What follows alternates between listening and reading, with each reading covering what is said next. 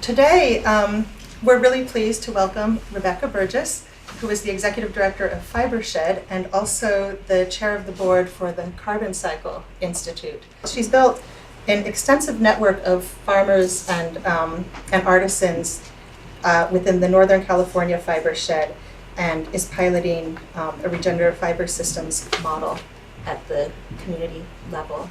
So welcome, we're really happy that you're here, Rebecca. Thank you.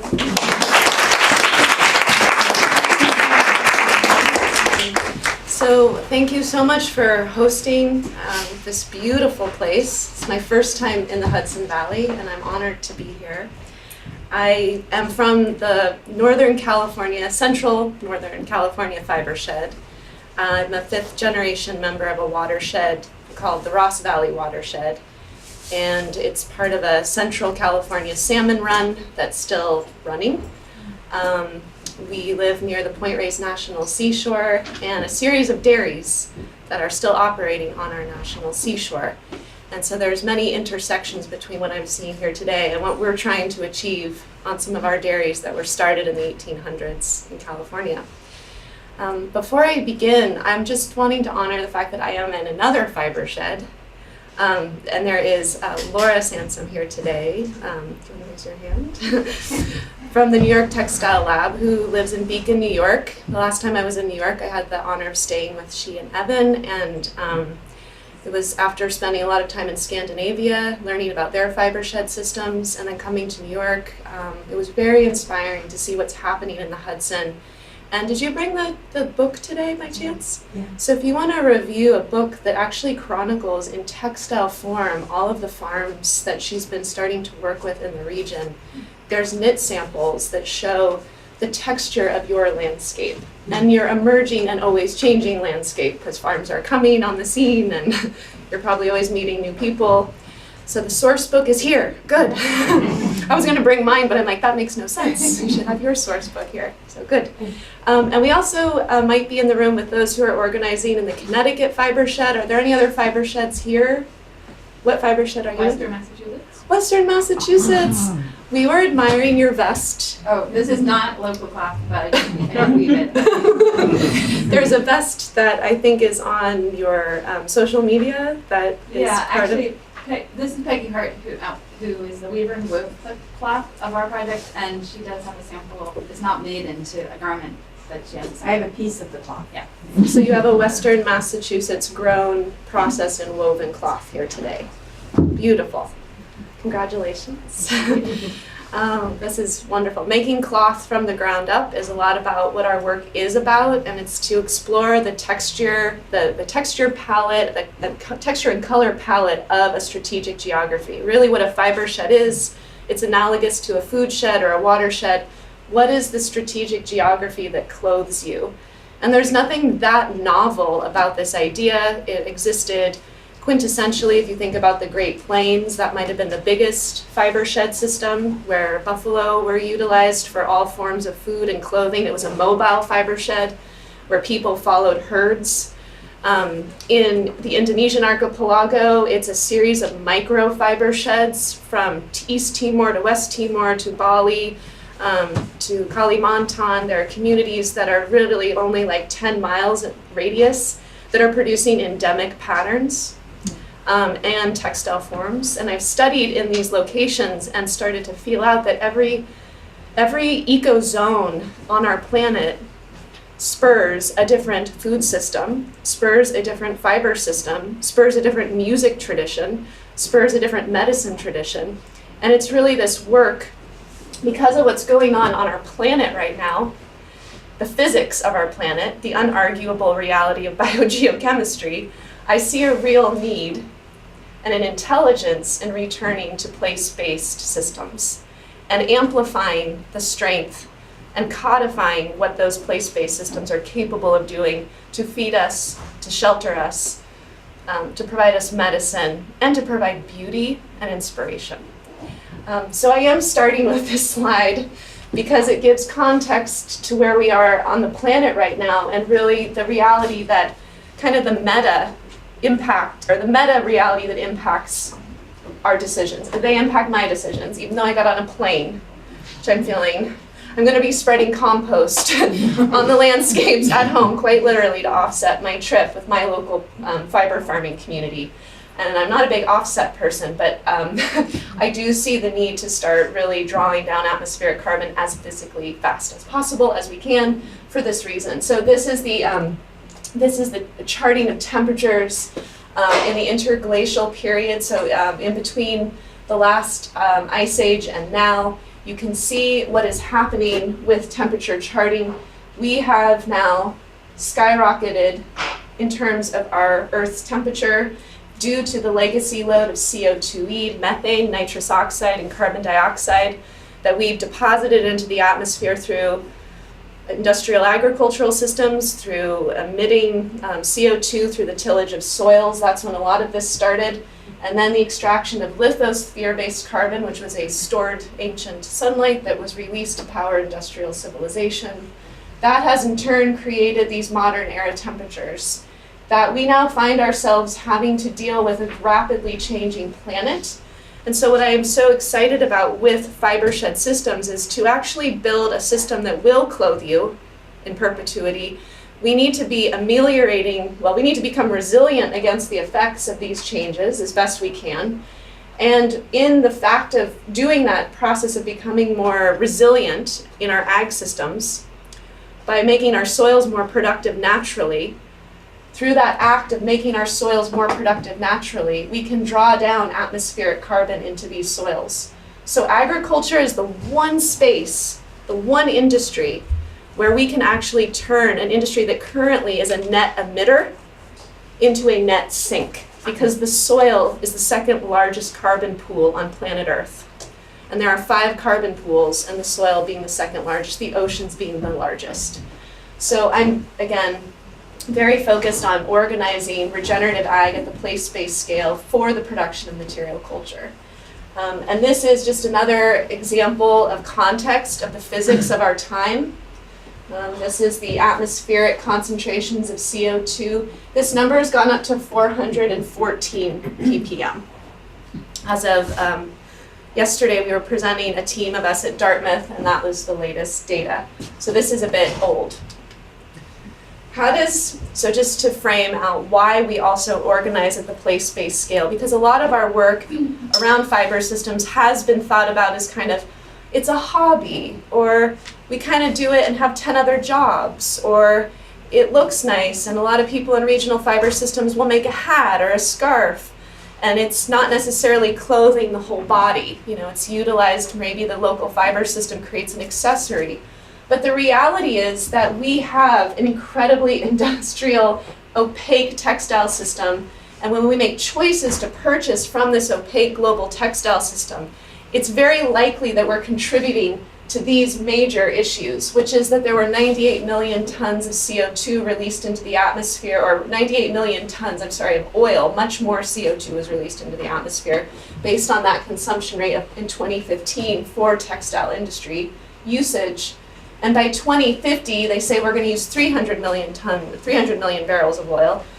What this means, according to the IPCC and the Ellen MacArthur Foundation, is that for us to keep the planet within a 2-degree window of safety, that if we don't do anything to change the textile industry, by 2050, the textile industry will be approximately 26%, just less than a third of all emissions on planet Earth, to keep us in a 2-degree pathway. So everything having to be limited. If textiles does not limit itself, it becomes approximately a third of our CO2e budget. And then there's the, again, so that's what this is, this number. It becomes this gargantuan contributor by 2050 because the rates of consumption are going up so rapidly. So this also puts the onus and the responsibility back on regions to say, well, why am I not dressing my whole self in a way that doesn't contribute to this? Or can I dress my whole self in a way that doesn't contribute to this?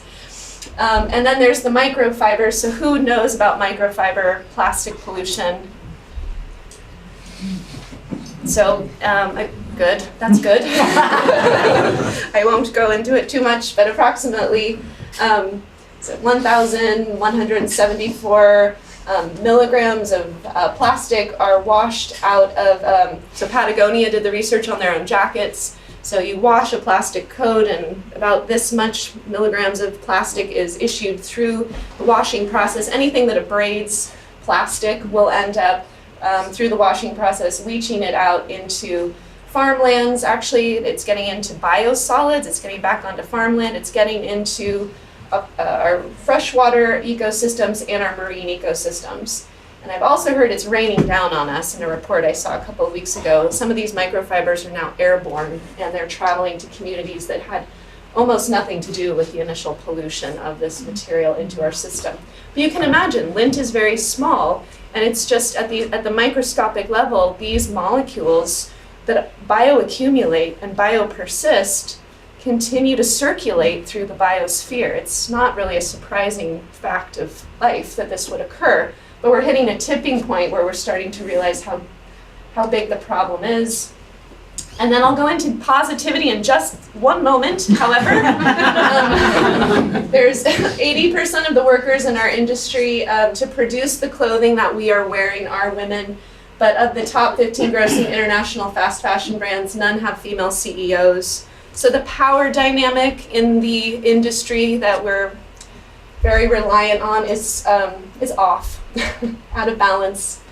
And this shows why some of that microplastic or microfiber pollution might be hitting a tipping point, because when fast fashion started to take hold, when H&M came into the scene, I think that was around 2000 or 2002, you started to see the rise of the use of polyester to bring the price down of consumable textiles. The rate of fast fashion price points have not gone up commensurate with other consumable goods. So in fact, the price of clothing is actually less compared to the prices we're paying for other consumed goods in the economy. So by that token, a lot of people see that as an invitation to purchase more. Purchasing more reinforces the cycle of more use of the cheap materials, and they're only cheap because we've externalized the costs. We don't actually cover the cost of cleaning up the biosphere of the lint. It's not embedded in your t-shirt yet. And this is also what you have access to, just to remind ourselves what the fashion industry and the outdoor industry and all the different producers are giving us. A vast majority of what we wear by weight is synthetic, bioaccumulating, biopersistent materials. And so what I'm also, I borrowed this slide from a social justice community organizer in Oakland, California, Gopal Dayani, who I'm working closely with. The way in which the industry is responding to solution sets is something that I think we need to keep our eyes open to right now. Because of all of the factoids that I've provided, everyone is, if you've been tracking the industry, they're looking to green it. And how do we green an industry while keeping shareholders happy? That's a big question that I think they're trying to answer by creating new materials. We will create a plug-and-play new material. It won't be polyester, acrylic, or nylon. We'll put something else in there. And then we will be able to keep consumption rates high, but we will just circulate. You've heard of the circular economy. We'll take a new technology, plug it into the system. You'll be able to wear it for however long, throw it back into this chain. It'll come back. We'll make money off it again and again, and just keep buying at the same rate. But we'll use materials that we feel look good to you. And so I think what's important is that we keep ourselves really focused on a set of solutions that honor these principles of how do we rebuild rural economies? How do we rebuild economies that have been broken or have been left behind in the global economy? We do this through decentralizing production. Real solutions decentralize. They distribute power through the system, through the world. They're diversified. Real solutions allow for the diversification of solutions. It doesn't mean there's a monolithic silver bullet that works for my community that's going to work for your community, or that what's going to heal me, the medicine that's going to heal me, is the medicine that's going to heal you. We have to remind ourselves that diversity is what makes this whole planet operate. It makes our microbiome work, it makes our soil work, and that can be amplified to the political and economic institutions, the diversity our systems need to be honored. Monoliths don't work, I don't think, very well, and they don't honor our individuality. Democratized, I'm still a fan of representative democracy, hoping it comes back into favor. Reducing our consumption is also a huge issue, and a lot of the industry will not really want to see that occur because it affects their ability to profit. And then we need to redistribute the resources. So the idea of how does a fast fashion company organize its architecture, or not even a fast fashion company, any of the major companies, are we making sure that the people who are really producing these clothes are really receiving the full economic benefit of their labor? And that is not necessarily done through shareholder-run companies. You see it done more effectively through co-ops, as one example. So if any of these solutions that you see put out by society at large or technologists, if they're expanding the concentration of control, if you see them trying to own the seeds, the genetics, if you see them trying to own how to manage your soils, how to tell one story for land, labor, and lifeways, this concentration of capital we see offered a lot, and it's showing up a lot in genetic engineering of our fibers and our dyes. So we're trying to really muckrake a bit around this space and make sure as we solve for climate change that we're working together as a community to really focus on real solutions together. And we need allies to do that. We need everyone kind of saying, yeah, we want a mill in our community. We want to wear clothes from our community. We want a grassroots response to the industry's ills. We don't need the industry to give us the solution to its own problems. We are part of this solution, and we take our power back. So we're interested in creating solutions, again, that are about this. We often have to go here where it's politically realistic, and we definitely work to a degree at our nonprofit opposing some of this. We don't spend a lot of our time on that, but sometimes you just got to, and we do. And opposing means start with exposing. All right, so this is the model that we have felt comfortable saying is a useful model for our community. It's really our version of the circular economy. It's the idea that we're going to honor the soil. We're going to treat it like the carbon sink that it could be, can be. We're going to naturally support it to become productive, producing a range of materials from madder root for our dye to weld to hundreds of varieties of sheep that it could support. Guanacos in our area, we have Angora, we have cashmere. Our community is just overflowing in gorgeous, diverse fiber and dye systems. And what we're working to do is to help those fiber farmers and dye farmers treat their soil like a carbon sink through enhancing the biology in that soil and through feeding that soil carbon, because carbon is the food for the microbiology that helps enhance the photosynthesis process, which is what draws atmospheric carbon out of the atmosphere and into the place where it does the best, which is under our feet. So this is the system. These regenerating landscapes produce this vast array of diversified material. You and I and this community metabolize that material. I don't like the smokestack here. There should be a solar panel or something else. We need to change our icons. And then the other set of diverse experiences that we are in our community just starting to hone is we just got a weaving mill. And so now we can make cloth at a pace that allows more designers. We're just starting to do this. I brought a book with our community-supported cloth project. I'll pass this around. Sure.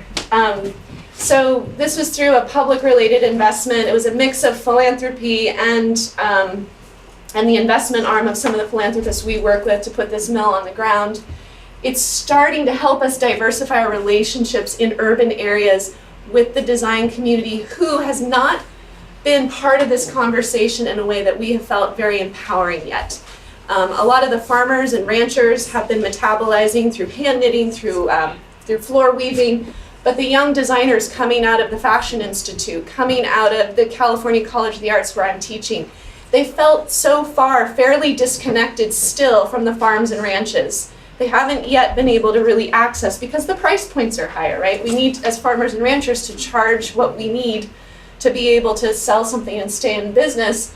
But a lot of the young design students have not had the access that I'd like to see them have access to. And a lot of the people of color in my community are in this space. In Oakland, Berkeley, San Francisco, a lot of young women and men who are like, I want to work in my fiber shed, but it's totally out of my court right now.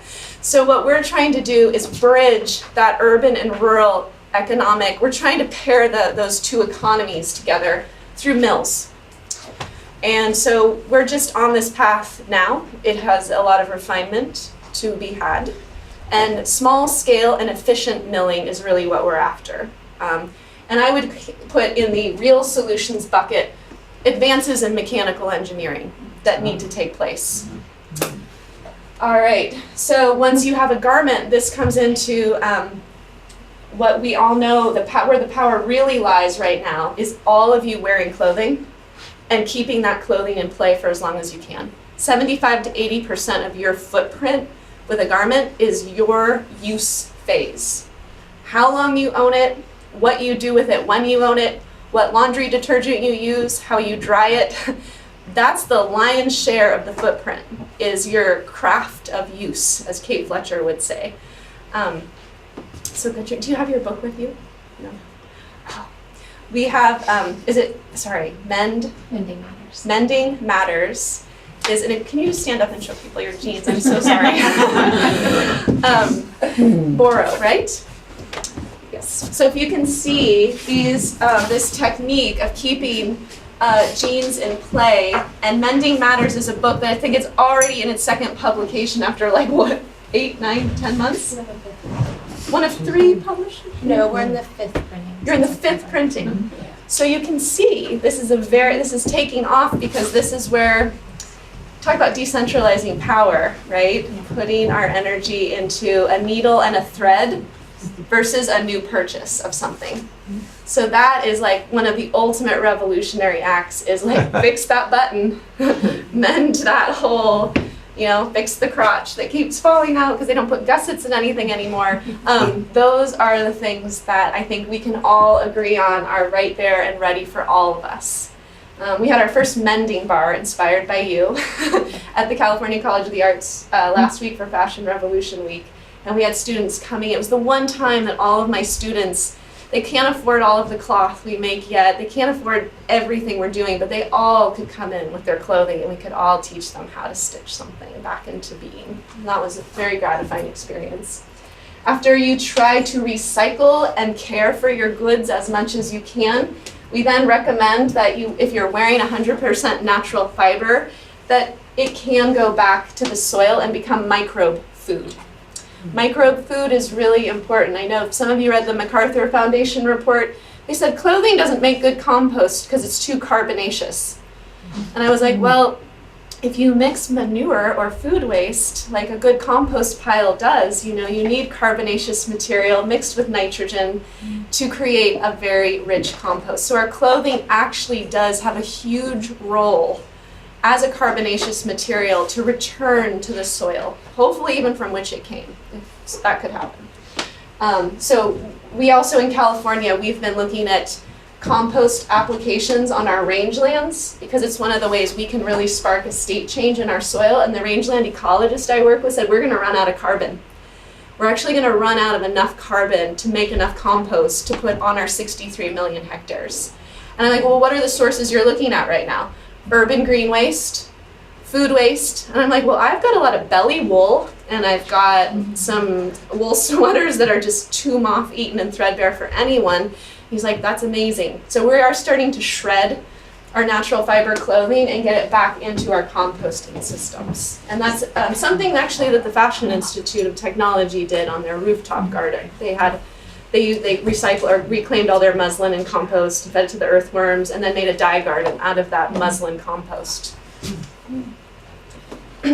So the fundamental aspect of our fiber shed and any fiber shed is who's in your neighborhood, and how do these people interrelate, and how can you nurture relationships between farmers and artisans, ranchers, contract grazers.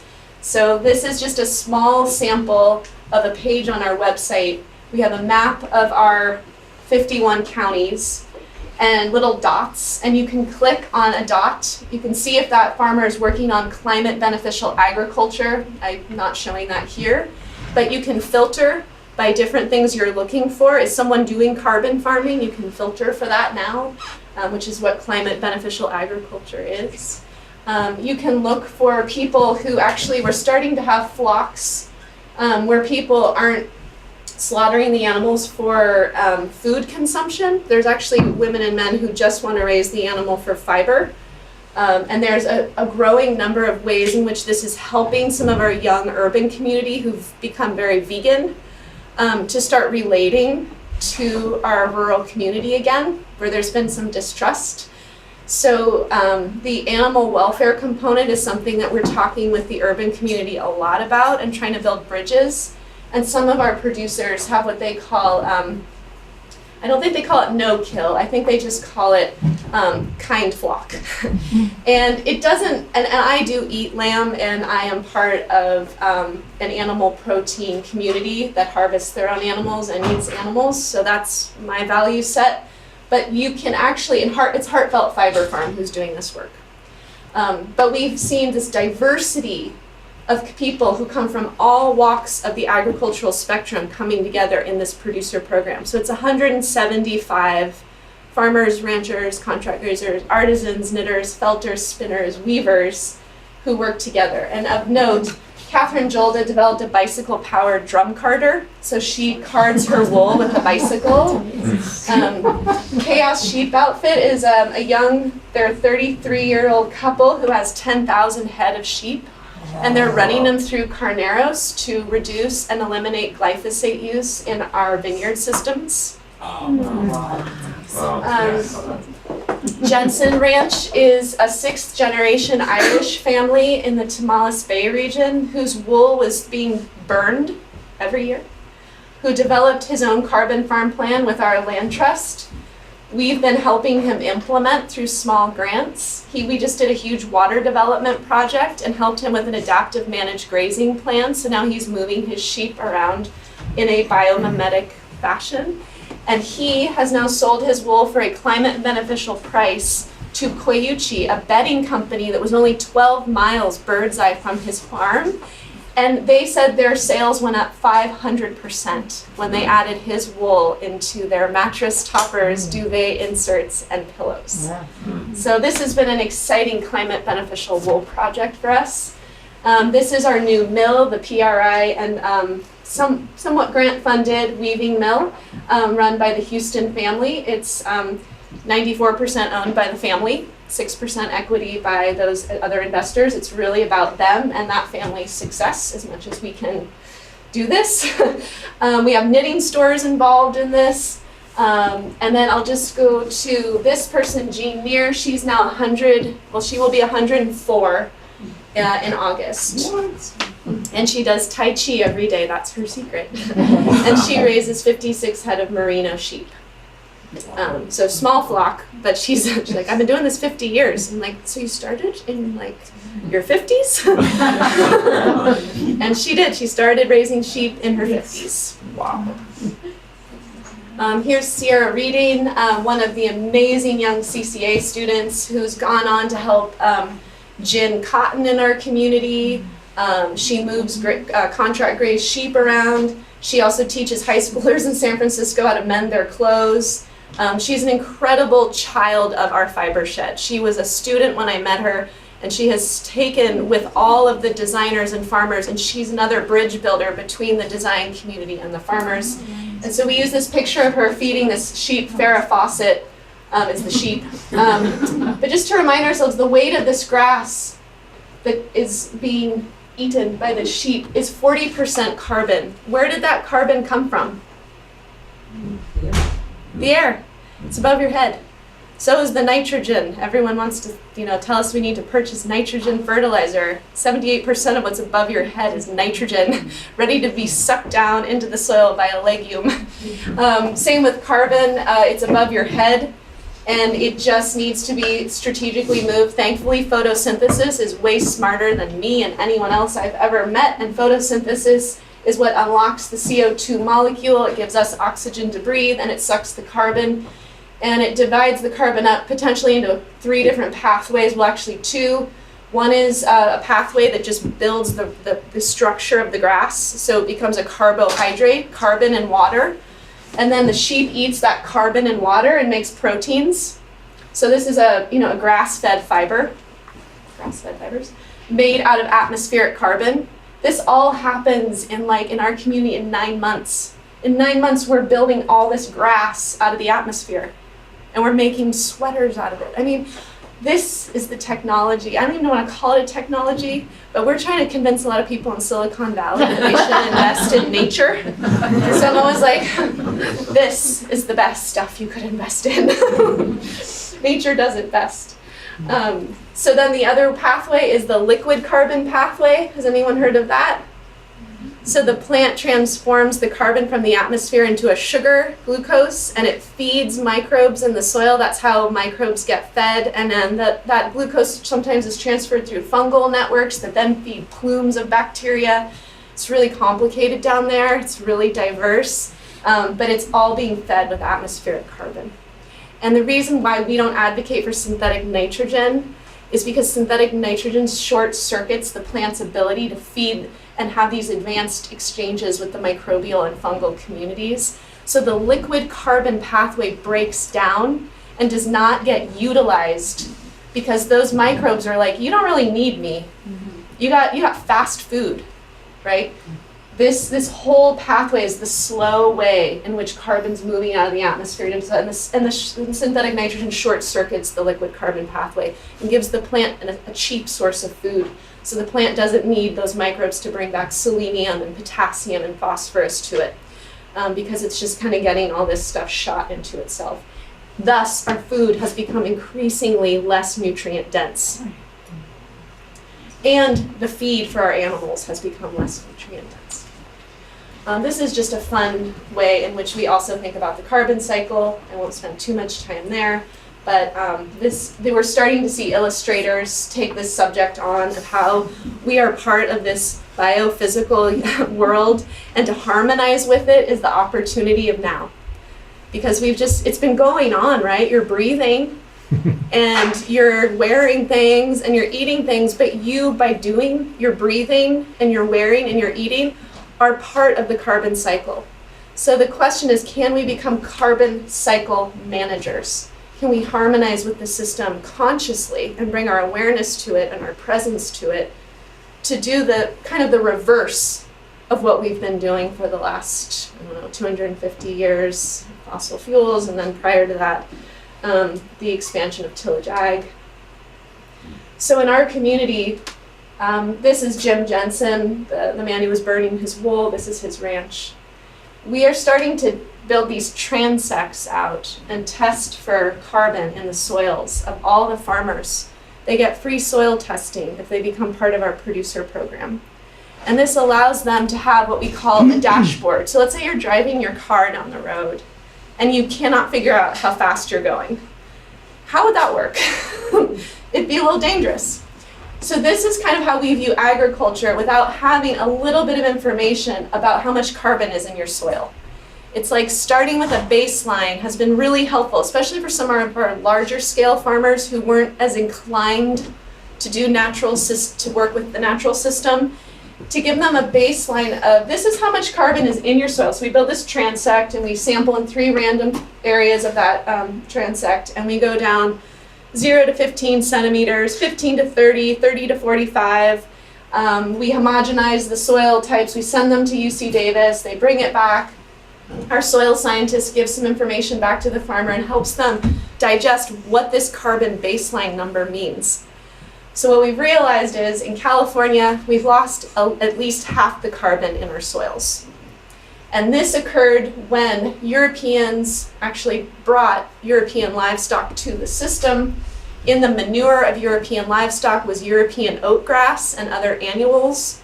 The annuals outcompeted our perennial system. We had almost a completely perennial grass system in California up to 500 years ago. So California's golden hills are an anomaly. They're the European created system. They transformed our ecology so rapidly. And in the process, these annual grasses did not retain the carbon in the soil that the perennials did. So a lot of what we're trying to do is use grazing as a tool to bring back those perennials by sending the animals in right when the annuals are seeding and wiping out that seed bank year after year after year. And we're seeing it start to work beautifully. There are farms that have huge stands of Bromus carinatus coming back, huge stands of red fescue and California festuca. And I love perennial grasses. They're like old growth redwoods. Some of them are 300 years old at some of our ranches. They have crowns like this. Just gorgeous, gorgeous. So here's some perennials sticking their hair up there. This is our coastline during our rainy season. And this is what we've realized is that just on 10,000 acres that we've sampled, if we were to raise our soil organic carbon by 1%, not very much really in the scheme of things, because we've lost half, the emission, we could offset the emission of 118,000 cars, and we could hold an additional 284 million gallons of water in those soils. Because every time you increase soil organic carbon by 1% in our soils, you enhance the water holding capacity by 26,000 liters in I think it's about basically a hectare, actually, I should say. So our water holding capacity, what that means is when it does rain, those soils are porous enough and have enough aggregates in them so that when the water hits, it goes down instead of sheeting off. And so what happens is we start increasing that water holding capacity. All that means is when those soils capture that water perks into our aquifer, another rain event comes, and then they can catch that again. So it's almost like we create this ability to recharge our aquifer when we enhance the soil organic carbon, which in our state is incredibly important because we have collapsed our aquifers. We've had subsidence of up to 15 to 30 feet in the San Joaquin Valley, meaning the land has collapsed. That's where our cotton is grown, 250 million pounds per year from California. I live in the coastal range. I feel a little bit buffered from some of the tragedy of the San Joaquin Valley, but the last 2 years we've decided to go in strong, and we're in the San Joaquin Valley now, and we're working with those farmers on 12,000 and 15,000 acre farms, trying to get them to understand this and work with us. And we actually have a 12,000 acre farm working with us to develop a carbon farm plan right now. And we're going to try to transform 5,000 acres of cotton to organic. Wish us luck. But we know we can do it because of this project. So we went to the most conservative for California, we actually do have very politically conservative holdouts. In the northeast section of the state, really remote. There's 10,000 people in the whole county. For California, that's super remote. These are the Warner Mountains, and they go into the Great Basin. It's on the edge of the Nevada-California border. This group was using synthetic nitrogen on their pivots. They were raising alfalfa for a cow-calf operation and sheep operation. So we got them to use their spent hay and their juniper chips and the manure from their lambing barn and start to make these compost piles. This was, though, to rewind, all paid for. We got $10,000, which is not, but it was enough to pay for all of this labor to aggregate these materials. This is a 40,000 acre ranch. So this ranch, we've developed now a carbon farm plan for 4,000 of it, but all of this was sparked because they're a large scale ranch. They needed a large scale buyer. So we worked with the North Face, and this is their carbon farm plan. You can take a look at the Bear Ranch carbon farm plan. They got a grant from the North Face to do this climate beneficial work. In 3 years, they doubled their production on their alfalfa pivot from compost and getting rid of nitrogen fertilizers. So now they're certifying their ranch organic. So we watched what could happen when you start with carbon as an organizing principle. You don't say, certify organic, or, hey, I'm from the Bay Area, and I was just wondering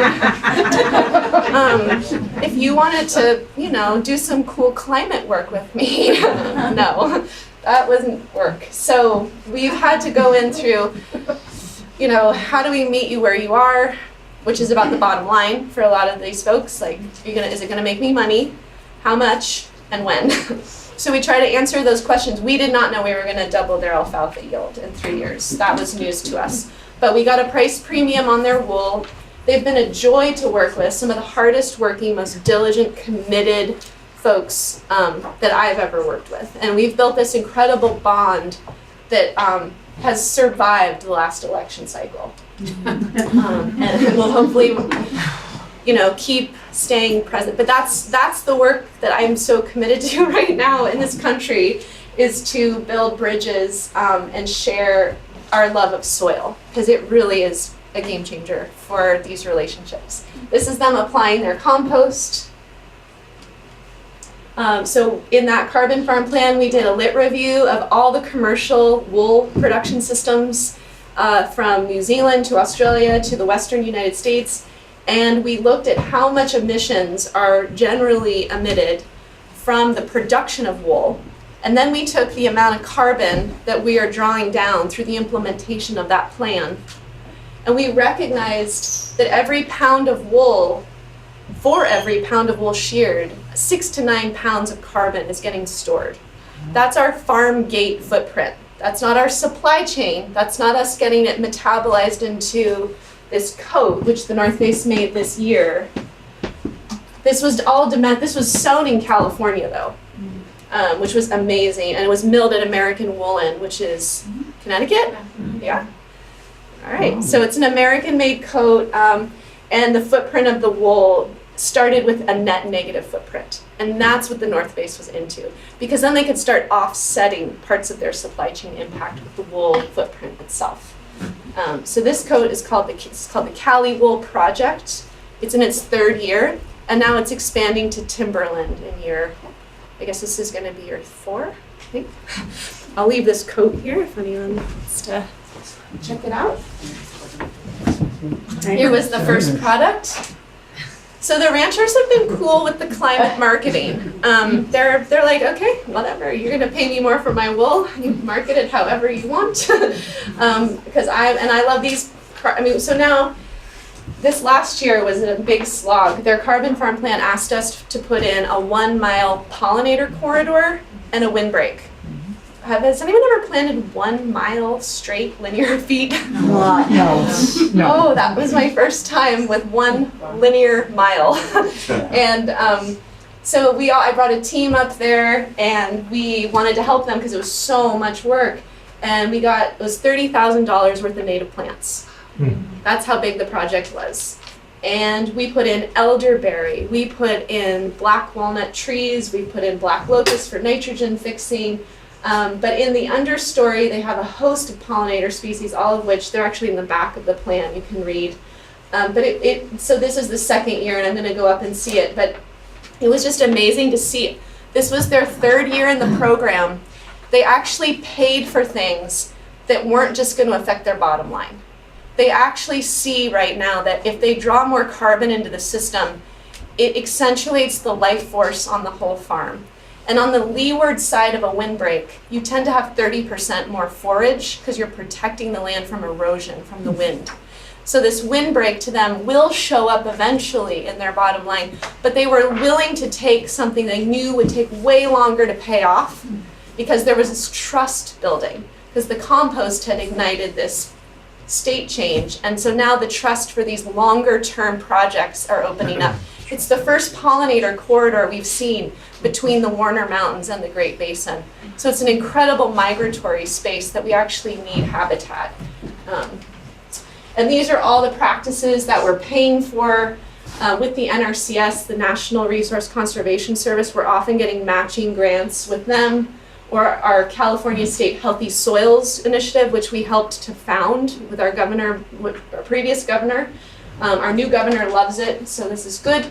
So this is what basically is known to sequester carbon, and we can, using an environmental systems model that's free for any farmer, rancher, or human to use, called Comet Farm. I can put in the GPS coordinates where I'm going to put in an alley cropped system. Here's an alley crop. This is indigo being alley cropped in olive trees. So we could alley crop, and I could put in GPS coordinates. I could say what the soil type is, and it'll spit out a number and tell me, like, how much carbon will be sequestered in 5 years, 20 years, and 80 years by doing this. So we can start to make these estimates about what our climate impact will be from the implementation of these practices. It's called Comet Planner. And Laura's using it and developing plans with it now too. So this is the whole goal, is that the money cycles with the carbon. So as we get more for the wool, we are putting that money into a carbon farm fund, which I currently am operating. That fund doesn't have an admin fee. We just put the money all back into the land. And we're able to do that because we have a little bit of general operating funds that keep a few of us employed to manage that fund. So we're getting these price premiums for the wool, and we receive the price premium. And the reason why we do that right now is because it helps the brand get a tax deduction for some of this work. And it is an ecological system service. So we've been able to receive corporate social responsibility dollars that we hold in a fund and that we cycle through. And then Koyuchi's the first to do this. They're donating 3% back to our carbon farm fund with every pillow they sell. And they're all paying about 60 cents above the commodity price on wool, and we have a price floor on the wool. Now these are commodity farmers that we were starting with. This is not like, $30 a pound hand spinner wool. We're not trying to charge $30 a pound. We're just trying to get some of these commodity farmers out of the commodity market system. So we've put a price floor of $2.50 a pound on the commodity wool. These are people getting 80 cents a pound. So it's a jump. And then they add 60 cents a pound on that for the climate beneficial price. And that climate beneficial 60 cent per pound premium goes back into land restoration. So that's how we paid for the pollinator corridor and the windbreak, is through this cycling of money, which is sequestering more carbon, which will hopefully cycle more money. And we just kind of kickstart this thing into restoring our ecology. And the last thing I'll say is this was really great. If anyone was into regional economic development, I can send this to you. This is the loan agreement for the mill. This mill shall use the loan funds for expenses related to producing textiles from climate beneficial wool. So they actually, to get the money, had to agree that they're going to use climate beneficial wool in their mill. And to invest in machinery needed to produce textiles from certified organic cotton. So now I have to get a bunch of organic cotton because we have none in California, which is great. I'm so excited. This is driving so much. This is driving our work so hard and well. I mean, hard in a good way. Like, yeah, this is kind of tricky, but we're going to figure this out hard. And to be part of this climate beneficial wool program, I forgot to mention, all that the producer needs to do, work with us on the carbon farm plan, implement one practice, and then sign off every year that they're going to implement a new one. Because regenerative agriculture is nothing you can do in one sweep. You have to keep adding onto it and stack functions year after year after year. So climate beneficial is one practice per year. And we monitor and we verify. And we have a team through Point Blue, our CDs, Carbon Cycle Institute. All of us are in MOUs that we do the monitoring and verifying as a team, depending on who's in which geography. Point Blue is our regional biologists. We have a suite of biologists in California trying to restore really broken habitats, which is working pretty well. So anyway, just regional economic development 101. I think investing in infrastructure is a brilliant way to support farmers without giving a farmer a risky loan to go do something that maybe they can't pay back. I'm really an advocate for investing in the infrastructure to support the farms, and I think that infrastructure has a higher chance of at least giving a marginal rate of return. That's, it's mechanical stuff. It does give payback. So anyway, that was exciting. Here is the opening day. These are old looms. We could not afford new ones. But we're excited about these looms. They're Drapers and Compton and Knowles. I think they were built in Massachusetts in the mid 40s. 1940s, thank you. So the young man that is doing this work to refurbish them is a 2-term Iraq veteran, and he's an engineering genius. So he loves these machines. It is his passion to keep them going. And they make beautiful salvage fabric. They wove my jeans. This is Plant My Indigo on organic cotton. Wow. I'm trying to think what else. Oh, and the fabric that's in the binder, he wove that. That's his first wool ever. And then this was our first celebration of bringing the design community into this cloth project. So we on one of the farms, we had a fashion show where we showed what climate beneficial wool could look like. And we had 102 home sewers, designers, and small brands working on this project. So that one mill was like a funnel that allowed these ranches to get their wool out to like a whole suite of people. And now we were working with just Lonnie Estelle, the rancher who has that carbon farm plan. She was the main person whose wool we could pull through, but now we're working with 5 other ranchers who are moving their climate beneficial wool through this mill. And this is our last slide. This is my goal. This was done by the Union of Concerned Scientists in 2013 for our organization and the Marine Carbon Project and the Carbon Cycle Institute. We designed an entire community milling infrastructure where workers could live, people who wanted to work in a mill, even myself, I would love to be weaving in a mill, could work and live in proximity to the mill infrastructure. We would recycle all the water in this mill. It's called the Wool Mill Vision. It's a 65-page document that is on our website. It was a real vision of how we could regionally, through this infrastructure, pull all of our wool into, basically, we were going to do jersey, cloth, and wovens, so base layers, things that are like for running and dance and movement. So the mill would produce very performance wear textiles.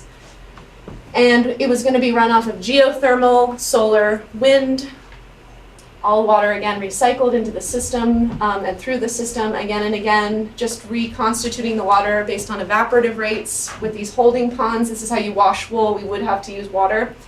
But when we designed this mill, we looked at all the iterations of how wool performance wear looks in the market today. Currently, a wool base layer deposits under conventional farming and through conventional manipulation of the fibers. That's in kilograms, so maybe like 74 pounds of carbon is emitted into the atmosphere for every wool base layer. So what we were doing is this, Dr. Marcia Delange, she kind of gave us all these options about how we could start reducing that impact. So we started to see tweaks in the manufacturing system. Here's where we pull renewable energy into the system. The bar drops considerably. So renewable energy is a very huge contributor to reducing the emissions. So the shirt would start to only emit 10 pounds of carbon. And we did some more tweaks to the system. Again, started to bring in the soil. This is when we started to see not only the renewable energy and the commute times of the workers being reduced to almost none, but then we pulled in this, what we've done in our community, which is a compost application on the rangelands where the sheep graze. And we started to see that we could actually make a garment that came with like a 75-pound net negative impact, meaning your clothes would be responsible for sequestration of atmospheric carbon. So it's technically feasible. It's just, as of yet, a little more than what we've been able to garner investment for, but we're letting it emerge organically. And this year, we actually found some partners, we'll be saying more about this in the coming year, who are going to try to actually build this. And it's not our nonprofit, it's us consulting a group who's inspired to do this. So we will see, this might actually be manifest in the next 2 years, actually producing garments with net negative impact. But this is what has driven us and continues to drive us, along with the social mending that we're doing between urban and rural communities. And together, we need everybody to pull this off. So I hope this is just something replicable and inspiring, and hopefully something that every community feels is somewhat tangible in some way, shape, or form for themselves. So I'll leave it there. Thank you. Thank you.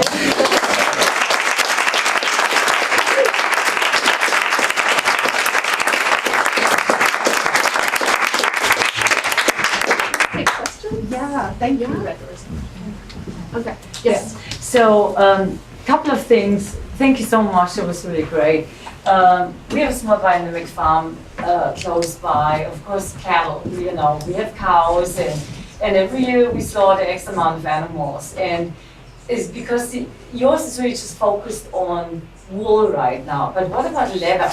I mean, shoes, belts, you name it, leather pants. Yep. So I know in Newburgh, south of here, is a tannery, and at some point I called them up. It would cost us $800 to get one One hide. cow hide tanned, and that's just not feasible at this point in our lives. But I just wonder how that can be implemented. And I also noticed Patagonia, for example, because you had North Face on there. Patagonia, they do this thing with sheep in Patagonia, that the sheep farmers, if they follow the Alan Savory system with the plant grazing system, that also helps tremendously in putting in the carbon into the soil. They actually they guarantee them a price, and they buy all the wool from them. And so it's just also really good. So Patagonia is also really, really excellent on that with their mindset. So, but anyway, come back to first leather. with the leather, I think that is a huge space for innovation on the veg tan side to do vegetable tanning. There's a Vermont tannery, a woman who got her veg tanning license from a woman in the UK, and it's I think it's the only slightly scaled up veg tanner that we knew of. She's in your neck of the woods. There's a woman, a lot of our tanners are all doing brain hide tanning, so we have a lot of folks who studied with the Great Rancheria and the local Native American community, and we've birthed that, which is again very artisanal. So with the leather, there's already a group when I first started this work who were gestating that, and they actually have a plan similar to what we have for wool for a leather infrastructure in our community. We just haven't actually operationalized it. So in the meantime, everyone is doing their own hide tanning, but it's on the agenda, kind of like the investment agenda for refurbishing our community. And it would be hair on and hair off tanning that we need to see. So that's just, I would say it's kind of like a Venn diagram with our work, because like I said, there was already a core group of brain tanners who wanted to scale their work when I started, and I had studied with them, and they're older, and I respect their work so much. So when they're ready to launch, I just told them I think we should collaborate on building that infrastructure together. And I think they're going to be ready soon. They've got tendonitis. They're ready to go. Wonder why. And then to the point of Patagonia, so that program unfortunately was dropped because of PETA. PETA, People for the Ethical Treatment of Animals, filmed in the Argentine system, I guess, or the Chilean system. They weren't sending the animals to slaughter; they were slaughtering animals in field.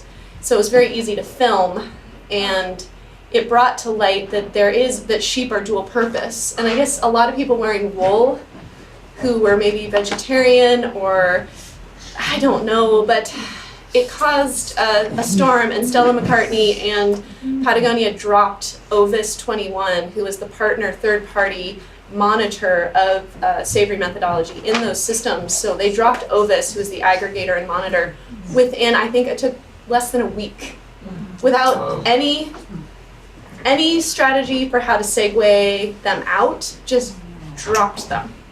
So from an economic perspective, that hurt those ranching communities very hard. And I have spoken with Ovis, and I have spoken with the Savory Hubs who were working on that, and there's a lot of hurt feelings with the way that was handled, unfortunately. Yeah. Yes. Thank you so much. So I just wanted to, this kind of relates to the previous question, and it has to do with economy of scale, which is just, I mean, as a designer on the ground, working, trying to, kind of rebuild supply chain networks, it is the biggest challenge of all. I mean, when we look, if we're going to diagram out, historically what has gone on, we kind of went from a putting out system of cottage industry, to industrialization, and then the outsourcing, and now the handcrafting has kind of kept the industry alive, whatever's hanging on in our region anyway, with the mills. And now as we're moving back into this industrial system and trying to kind of reimagine it to honor climate beneficial practices and decentralized textile systems, it's such a challenge to work with brands to do this. I mean, because of this economy of scale issue. And I recently read a University of Cambridge study. It was a white paper that Karen put out with them, and it was about this idea of upscaling, and well, it was about planetary boundaries. Okay, so that was, the report was about that. But they kind of, the report leaned in the way of kind of using this idea of upscaling as a better way to deal with the kind of global scape of planetary boundaries, right? Rather than, like, as opposed to downscaling or localism, right? So this is the information that and Kering is a large, for those of you who don't know, it's a large fashion conglomerate. So, you know, there are a lot of major corporations underneath. So they're using this idea of upscaling to talk about corporate growth, right? And like the report was like leaning in that direction, as this is a better way to deal with planetary boundaries and, you know, regenerative systems. Whereas, you know, in many, like as you're outlining, you know, in your presentation, how important it is to put the power back into the hands of everyone and to decentralize, which I believe in that as well. And this is what I you know, I'm trying to do with my work.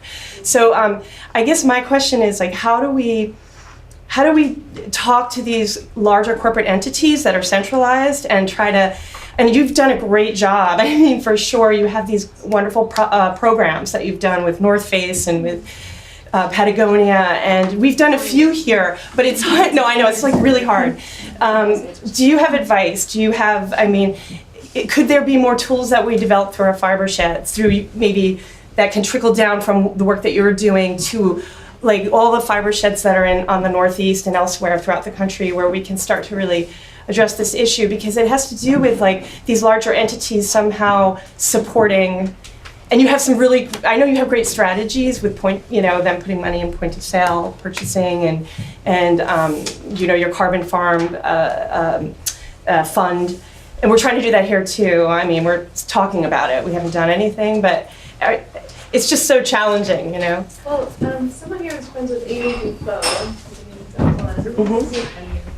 So Amy Dufault was with the Brooklyn Design Fashion Accelerator. She's with the Southeast New England Fibershed, and her vision to help with the Fibershed kind of vernacular and framing of this work for the brands. Now, see, the brands, I just first want to frame, we'll get to Amy's strategy in just one second. My strategy with big brands is that they are the bullhorn, but they are not the future. So they get the word out about climate beneficial, and they raise awareness in a public that has primarily become a consumer public, not a prosumer public, not a participatory public, but a passive public. We've created a very passive public. So our work, our cultural mending work, is to empower the needle and the thread and the button and the consciousness, while we're using the brands for these, I call them the micro line. I don't need your whole supply chain to look this way, because I know that's the laws of physics would say your shareholders would fire your CEO in 2 seconds, like if this were to happen, because what we're doing does not prop up a huge class of people to then not work. Like this decentralization, it's like photosynthesis. It's just these, you know, the economy has to work in these small, subtle exchanges. There's never these big leaps of accruance that just sit there in a set of homeostatic, non-transitioning exchanges. Like that's, nature works through feedback loops and exchange and evolution. It's mobile, and so the economy is kind of like this kind of stuck thing. In my opinion, money's not flowing, perhaps in the way that it could to benefit everyone. So we've created a co-op for our farmers and ranchers that we see as the future. The mission is Fibershed through cooperative marketing, value-added production and education. This co-op will promote the use and production of regionally grown materials, support our community to enhance and restore our soil, water, and the health of our biosphere. And we started with an e-commerce site so that all the farmers can sell direct from the farm to the consumer. And then we're starting to put workshops on it. It's like an Etsy for fiber and dye farmers and artisans and pigment growers. We have people who make their own paint who grow their paint. That is the long arc of the work. The interim work, though, to gain traction definitely is brands, and so then I say micro lines. Ask them for a 5,000 unit run, a 2,000 unit run. Ask them for 500. Our first. Yeah, that's our like our region can't handle what Tiny. your region can. You know what I mean? Like this scale wise, like we're much smaller because we don't have the Yes. Giant the giant ranches, so we can't. We're in the hundreds. But that's perfect, though. I mean, it's more like that. So Amy's work was, she wants to write a whole, from her marketing background, she wants to develop through the Southeast New England Fibershed a whole strategy for how to talk to brands, how if a Fibershed wants to work with a larger brand, I mean, that's an if, some folks won't want to do that, but if those who do want to, what is the collective strategy we can empower one another to use the language, strategize correctly, help them understand that some of these micro lines come under their marketing budgets, as we've talked about. It doesn't need to come out of the supply chain with all these keystone markups and the spreadsheet. By the time it's done, all the bean counters are freaking out. You don't even need to put it in their lap. Right. You just, you stick it in marketing. And this has moved out of marketing, by the way. This code, this is now part of the supply chain. The bean counters are analyzing that one, and it's working. But I think the long game is cooperatives. So I'm still kind of like struggling a bit with like how much time institutionally at Fibershed we spend on the brands. It's like if they come to us and they're cooperative, sure, but I do not go pounding on their doors too much because, so anyway, yes. Chris. How much do you have in your land restoration fund right now, and how you're building that fund through sales? Are you also taking in individual contributions and investments into that? Yes, we have yes to all of those. So we have 376,000 in the fund that's been distributed in the last. It's the third sheep shearing. So we it's infant fund, we call it. It's a pilot fund, and that's a combination of the public dollars we've brought in and the sheep shearing sales. So upon that sheep shearing taking place, that 60-cent premium, so there's that. And then we have a PayPal button where someone can buy a cubic yard of compost or a linear foot of hedgerow. And we're going to expand that this year. And we just issued a carbon farm fund report for all the small donors. So people can spend $50 on a cubic yard of compost or $8 on a linear foot of hedgerow. Some people have donated a significant amount more than that. We've gotten donations from the internet for over $2,000, and that's not $50 for 1 cubic yard or 1 linear foot. So and I think we were just on a call with a group of traditional conservationists in California who want to move their dollars into working landscapes. So I also think that will be another group. So we can accept philanthropic, corporate social responsibility, small donors. And then the last thing that we're looking at is working with Regen Network. Cool. And we're developing a pilot for those contract grazers that I said were in the vineyards, eradicating our use of glyphosate.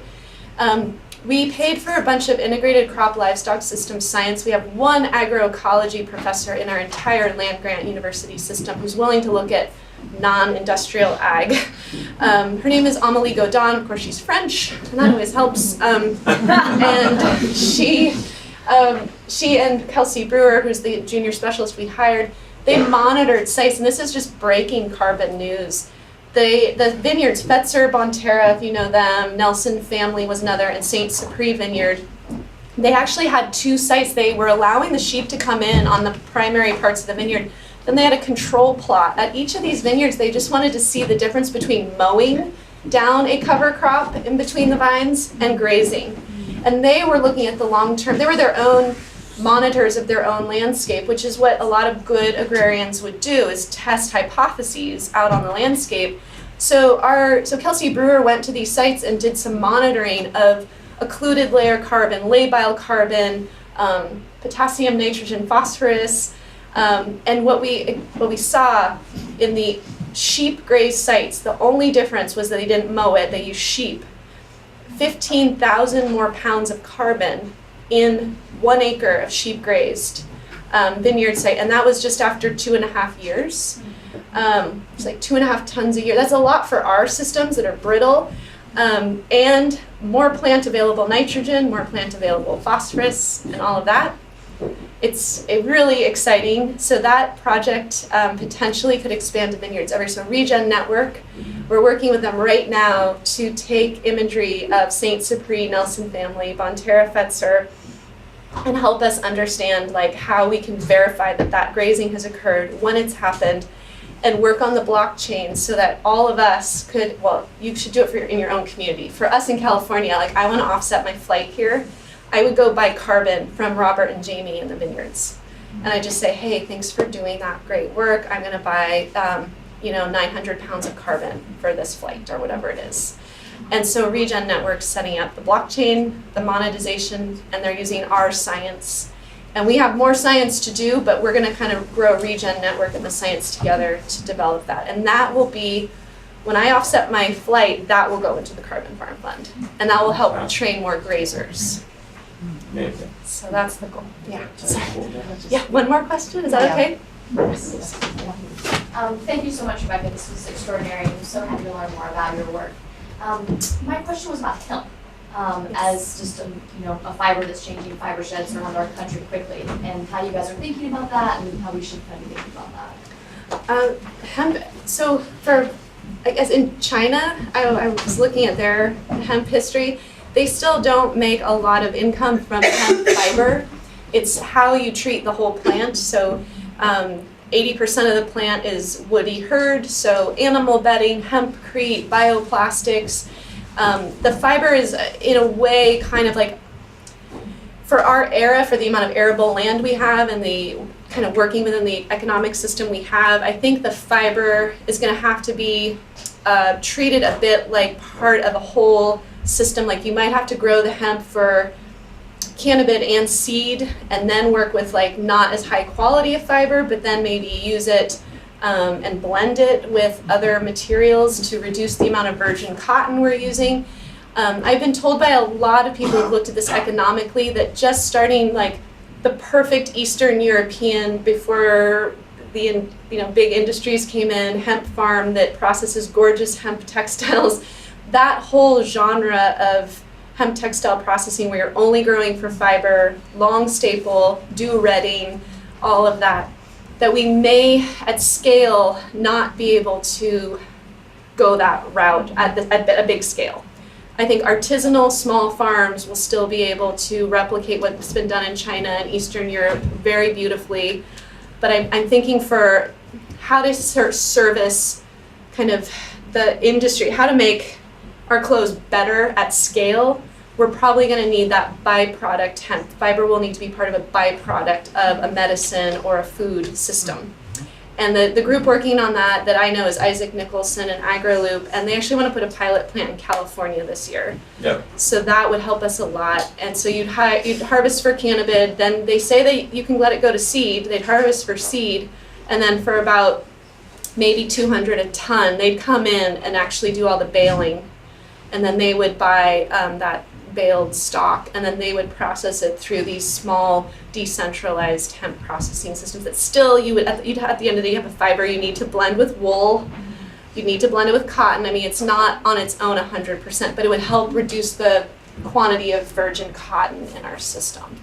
So that's kind of, sorry, it's a long-winded thing to So, do. and we know that Duke is also kind of trying to start a smaller scale fiber operation in Wisconsin or Minnesota. Minnesota. Minnesota, yeah. Starting a tribal cooperative. The technology is where we're, It's a struggle, yeah. yeah, we'll get there. But We're helping. yeah.